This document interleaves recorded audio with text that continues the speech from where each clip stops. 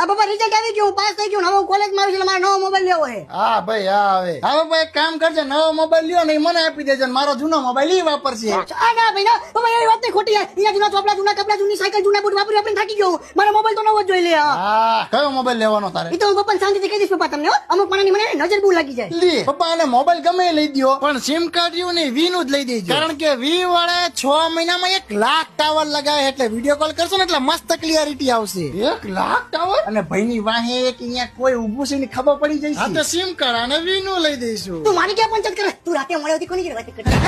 એ મસ્તી મસ્તી તાર જે મોબાઈલ લેવો હોય લઈ જને, તમને શીખવું હોય તો મારી પાસે આવજે. હવે તું શું મને શીખવાડતું તું? તારે શીખવું હોય તો મારી પાસે આવજે. પપ્પા જાણે મોટો હોશિયાર હોય ને મને કે તારા કરતા મારે વધારે ટકાઈ ભરતી ઉપર બોસ્તીમાં. પપ્પા આને હમણાંથી મેથી પાક ખાતો નથી ને એટલે ફારો થાય. તારે ખાવા લાગે ગુંદર પાક. એ શાંતિ રાખો ને તમે બે. હવે પપ્પા આનો રોજનો ખર્ચો તો મને નથી લાગતું કે હું મોટો થતા સુધી મારા માટે કઈ રહેવા દે. મને મારો ભાગ આપો ને એનો ભાગ આપી છૂટો કરો. હવે મારા બાપાએ જ મને કઈ ભાગમાં હજી આપ્યું નથી તારા દાદાએ. તમને શું તંબુરો આપું? નીકળો લો બે હજી માથાકૂટ કરતા.